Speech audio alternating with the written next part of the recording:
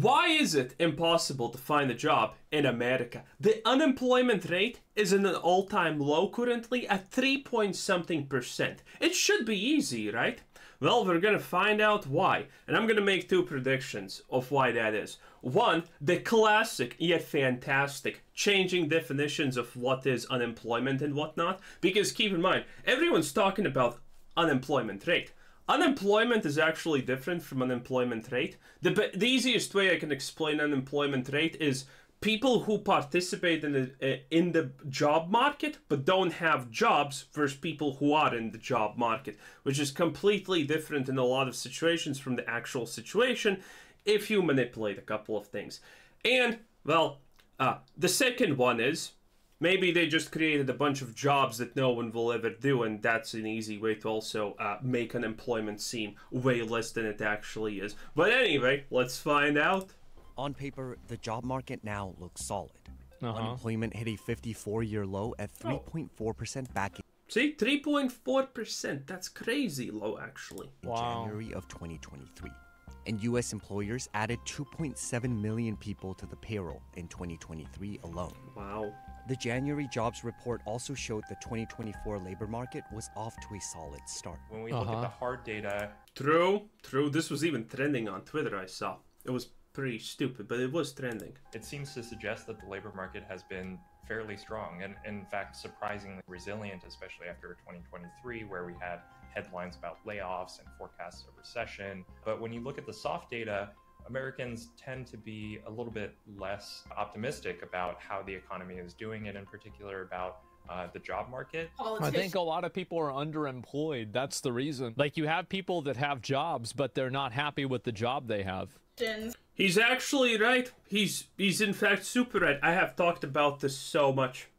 In America, the divide between the lower classes and the rich people is going to get so high. Americans don't know this in a lot of cases, but the reality is an American diploma is almost worth nothing currently. In America, it's literally no longer a meme. Getting a university degree is absolutely worthless. If you check out the American statistics for people finishing college and whatnot, it's roughly at 66%, which is crazy high. It should be at 1/3 or 25% like Europe. And that's because the education level in America has slipped tremendously. This is why a cashier requires 35 billion years of prior experience to getting a job. Because in Europe, yeah, obviously you don't get super smart because you finish university or whatever. But at least it's something to show that you did finish university, because it's not actually that easy to finish university, even for the most, honestly, menial and easiest subjects like, you know, social sciences and all that gunk. But in America, people just get let through. Nowadays, people actually look down at a Harvard diploma. And I mean, that's understandable. One guy wrote the N-word, how many? 200 times? 1,000 times? And sent in it to Harvard as his application, and he got in. And I'm not joking, this is a real thing. And Harvard even made a big deal. Oh my god, we need people like this that are such thinkers. MFR literally just wrote the N-word on a piece of paper 1,000 times, and that's your star pupil right now. It's crazy. And all of these jobs that require actual high levels of skill in America, a lot of them are now shipped to Europe as, you know, jobs that you don't need to be at the workplace to be. And they pay less to the Europe side than they pay to the Americans. So the company is making money because they're paying actually less to the Europeans, but the Europeans are happy because, well, we receive more money than we would typically receive from a normal job that's in our own country like that. Plus, you don't have to go to work. You can do everything from home. Man, the divide in America is going to be crazy. And the funny part is, the last time I talked about this, some Americans were laughing. Ha ha ha, that's not going to happen. It's already happening, sweet cheeks. It's just talking about how the economy is so great. I just want to scream from the rooftops. And how come no one can find a job? Recently, unemployed full-time workers applied to an average of 30 jobs. Wow. Only That's to receive crazy. an average of 4 callbacks or responses. If you look at the job vacancies, they're down a little bit, but not down enormously. But if you ask, you know, how hard are you working to fill them?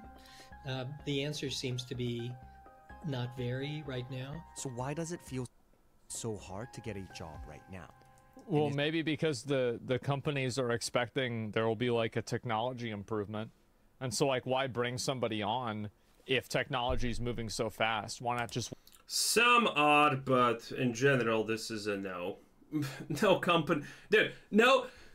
No company thinks like this in general. Now, there are definitely some, probably, you know, coding stuff and whatnot, where some companies maybe are slightly looking in that direction, but no. The typical answer here is absolutely no way in hell. A typical business cannot wait a year, or half a year even, or maybe even 2 months, until some kind of magical miracle technology happens that they need to adapt in their workplace that's probably going to take months. While they are not doing the jobs that, well, not the jobs, but the things that that company should be doing because they lack people working. Now, on paper, you can say that, but in reality, that's never happening. That's just absolutely never happening. Wait 6 months until you can just hire a robot, buy a robot that does it. Is the U.S. labor market as strong as it seems? Hi, my name's Jenna Jackson. I'm from Ardmore, Pennsylvania, in the suburbs of Philadelphia. This job market is like the craziest that I have ever seen. I was frustrated just with how my job search process has been going. I haven't quantified how many applications I've applied to. It would be a little depressing, I feel, at this point to quantify it. Also, okay, let's be real for just 1 minute here. These people are trying to get absolutely too high levels of positions, probably.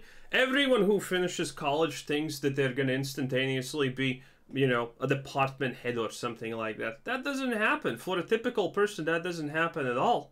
A diploma means that you just get to work into a job category. Well, maybe it's different in America. But, for example, in my country, a diploma just lets you instantaneously work in a higher position than you would otherwise be if you didn't have a diploma. And that's pretty much it. It doesn't guarantee you an instantaneous anything. What guarantees you an instantaneous road to success is rich parents, or you know the right people. And usually, typically, people who get the good stuff know the right people. Knowing people is way more important than actual knowledge, nowadays especially. But I was... If you're climbing the ladder, that is. Definitely in the hundreds, at least. 55% of unemployed adults said they were burnt out from searching for a new job. Younger generations were impacted the most, with 66%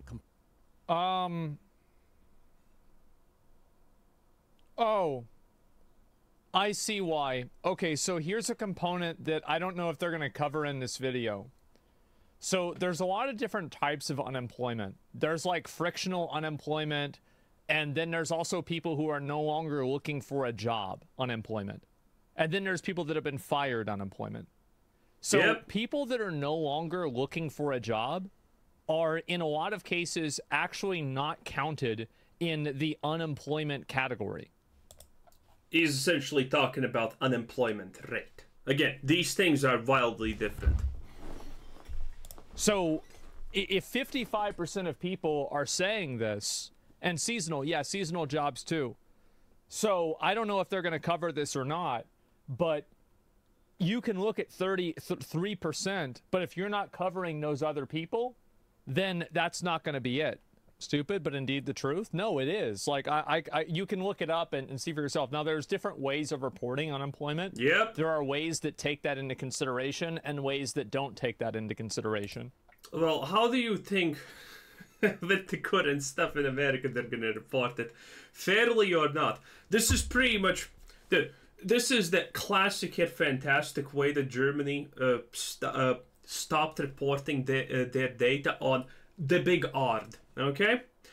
They pushed the bar so hard to consider that you actually got ARD that it's almost impossible nowadays to get ARD in Germany because almost nothing counts any longer. Yeah, that's what they do. I don't know if the way that they reported on this video does do that or not. I am assuming that it doesn't. Complaining of burnout stemming. Yeah, easy assumption. Again, but you cannot have a situation where someone's trying to tell you, oh, the unemployment rate is only at 3.4%, and there's a constant trend of people complaining about not being able to get a job and how everything sucks and they can't even buy food. It just doesn't kind of make sense. I personally, in fact, almost never look at unemployment when there's a reason to look at how good a country is doing, unless it's like super high and you know it's an actual issue. Because again, you need to look into the words they use, raid, blah blah blah, this, that, and it's a mess. From job search. Mm-hmm. Looking for a job can be a full-time job. There's a lot that goes into it. Filling out applications online can be tedious and can be time-consuming and can be really stressful. Every day just feels like Groundhog Day. You're waking up. The fuck do you mean filling applications online? Don't you just have a CV and they call it a day and you send it in? What the fuck? Okay. Let me explain. Okay. Let me piss off everyone, okay? If you're good, you're never gonna struggle getting a job. The people who are good at their job and actually have skills to pay the bills, they get jobs almost instantaneously. It's the reality. It's the people who are trash at their jobs who can't get a job. When I first became unemployed and actually had to look for a job when I was just starting YouTube, well, actually I just got the unemployment benefits. Never had to do anything. But at one point they called me and said, "Hey, if you don't actually fill this thing up where it says that you at least try to get a job, we're gonna cut off your benefits, baby boo." And I was like, shit. So I applied to 3 positions in my specialty, about business and whatnot, about statistics, analytics, and all of that stuff. I applied to 3 places. All of those 3 places answered me in 3 days. Boom. Yeah. All of them wanted to see me. I actually went to one because because it was a very specific niche kind of thing, and I wanted to see what's there. And they were ready to hire me on the spot because of my general knowledge, because I just asked the right questions about the business. How much money are we working at? What are the special circumstances and all of that? They instantaneously want to hire people who actually know shit. Okay? Also, tip to everyone, don't lie in your CV. If you barely know a language, like for example you know omelette du fromage in French, then don't write that you know French, because they will actually check it.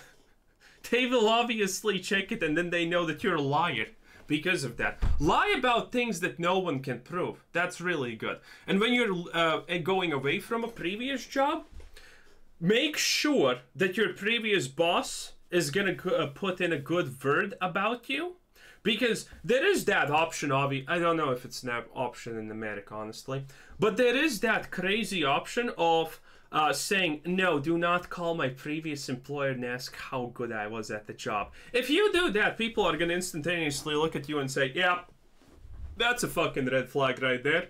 Biggest red flag ever. No.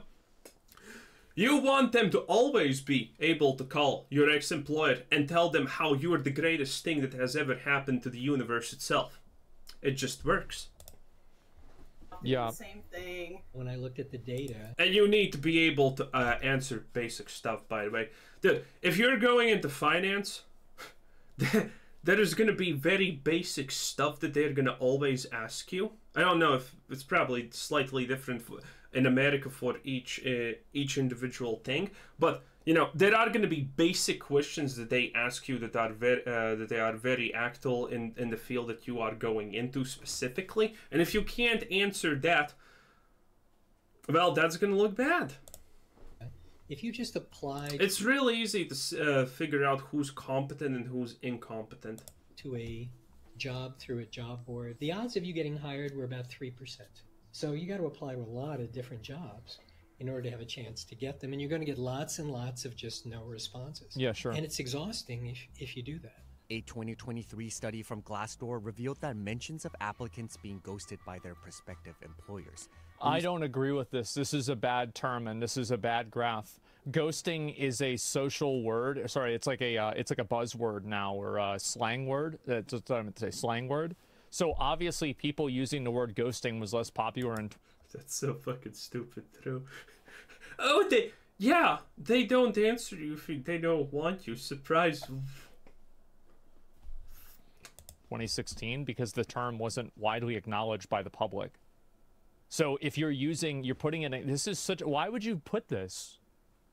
This is so bad. Substantially. Well, that's because it's CNBC. That kind of explains everything. Before the COVID-19 pandemic. We often hear from job seekers that they send out tons and tons of applications and they don't even hear back, and that can be very emotionally and mentally taxing. It's unprofessional as well. It's like, especially if you're going to take the time to do an interview with them, you can at least let them know. And I think it's because of technology. It's easy to put up a job, and so many people can see that job. So when you get such an overwhelming response, it's often very difficult to get back to every single solitary candidate.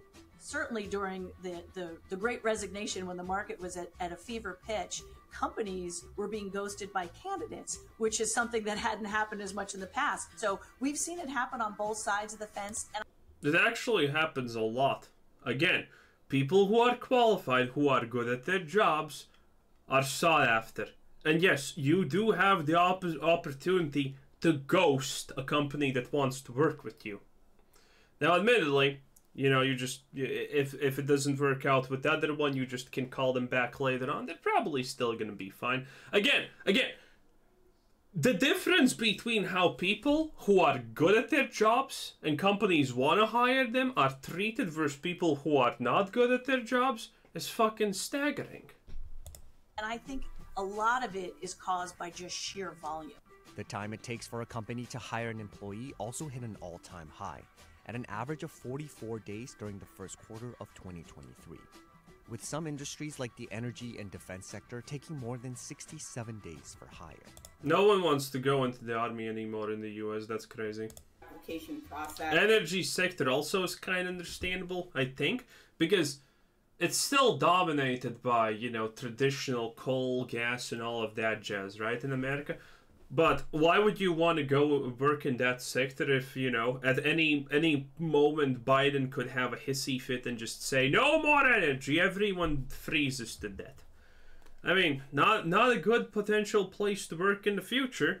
Has been getting longer and longer with going through multiple rounds and doing assessments. My worst experience. I haven't looked for a job in over 10.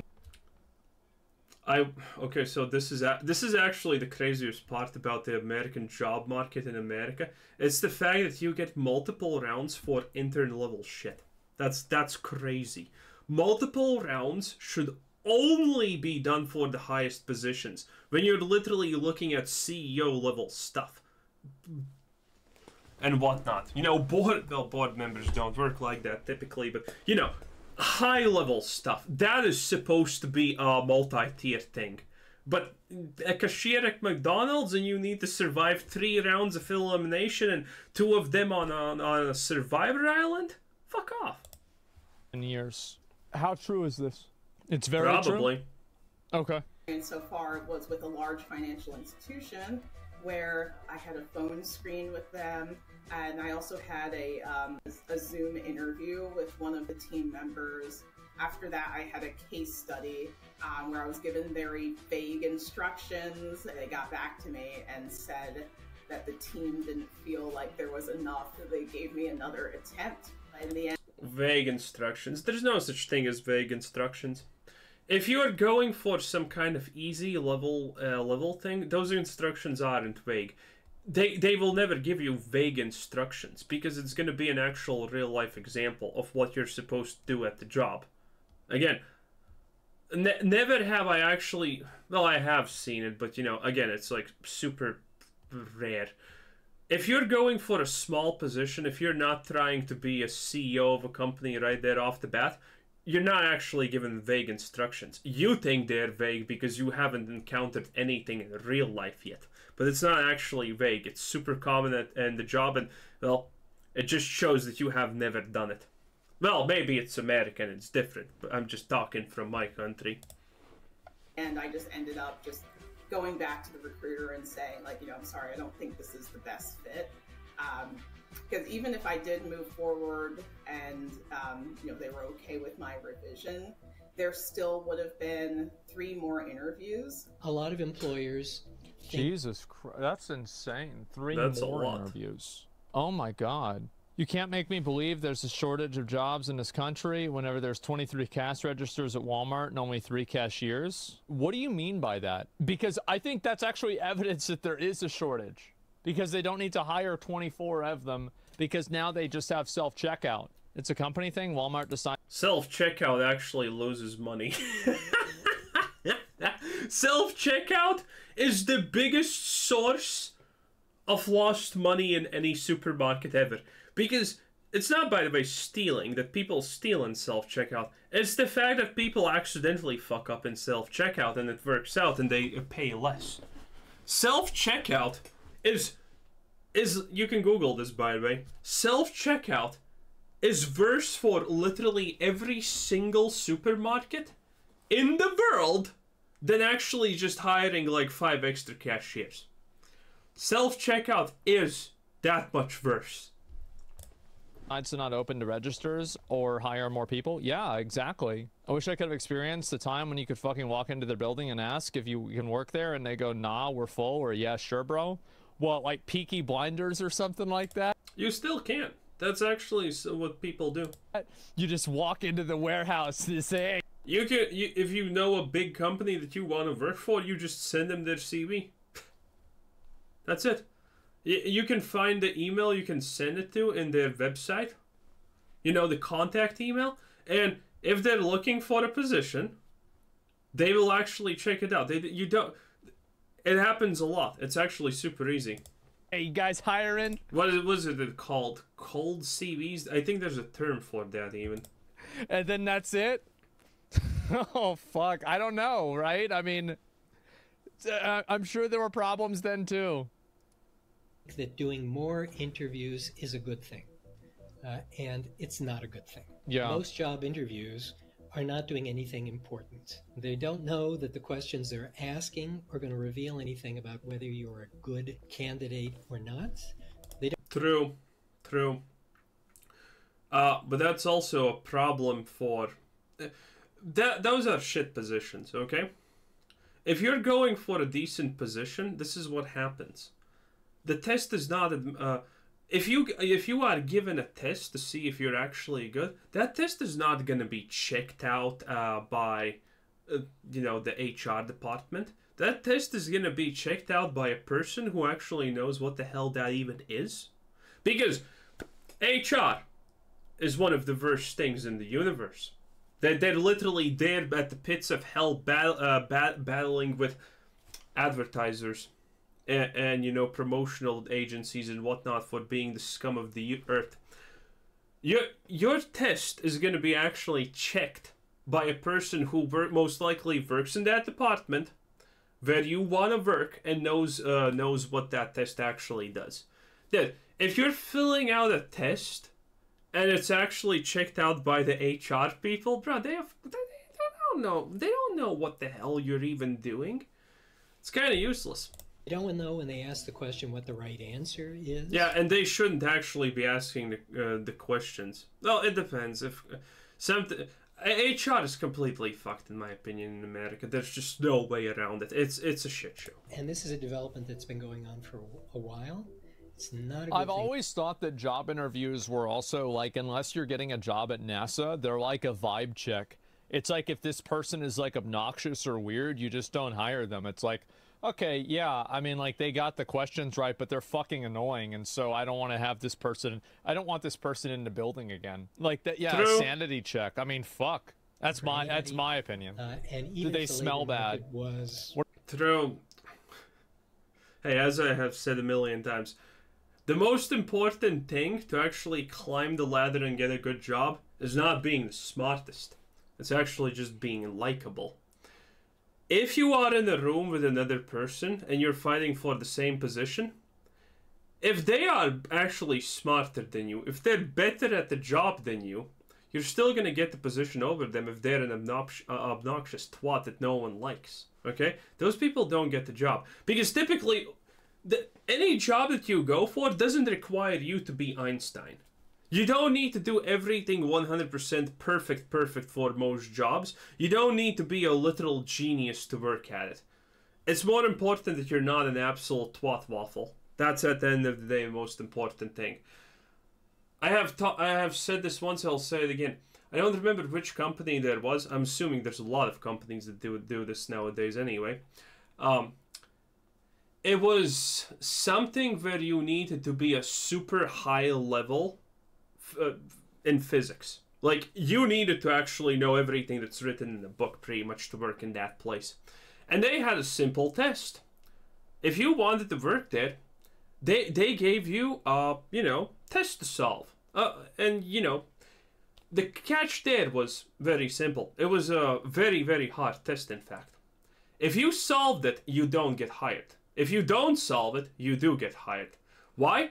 Because everyone who could solve that test, historically, was absolutely as antisocial as possibly could be. And since the work is in groups, and there's a lot of stuff that you need to do with other people, people like that just don't fit. Yeah, they solved they solved the riddle, the test, that only is pretty much solvable by the 0.1% of the smartest people ever, and that proves that they can't work at this job because they're antisocial. Great stuff. What do they look like? Stronger? You would they still dress? some of this. Yeah. There are generally two terms economists use to describe the state of the job market: tight and loose. Usually when economists talk about a tight labor market, they mean hot, essentially. Oh, Mostly what that tight. means is it is difficult for employers to find workers. And so in that context, employers tend to be more hesitant to lay off workers. They tend to try to be more aggressive about how they hire, whether that means offering bonuses or offering on-the-job training. By contrast, a loose labor market or cold labor market is one I'd where expect it was the there opposite. might be layoffs, it might based be off the terms. hiring freezes, it might be difficult to find a job for like workers loose, who you are just either let as many already people the in as workforce or possible, workers right? trying to enter the workforce. That's usually what it for the first time. means. The American labor market has remained extremely tight following the end of the pandemic. So many companies had to scale back during the pandemic. Well, not a lot of people are putting it in, so yeah, it's tight. And then all at once, companies were able to hire again as their businesses started to move. So you had so many job openings happening all at the same time. Job openings surged to historic highs, while the country continued to struggle from a devastating labor shortage. With so many plentiful job prospects, There actually no... Jesus Christ, this is gonna take forever. I guess we're done here in that case. This is already 13 minutes. Jesus Christ. Anyway, this was Quizzer Said Zen. America, good luck. You're gonna need it. Anyway, have a nice day. Bye-bye.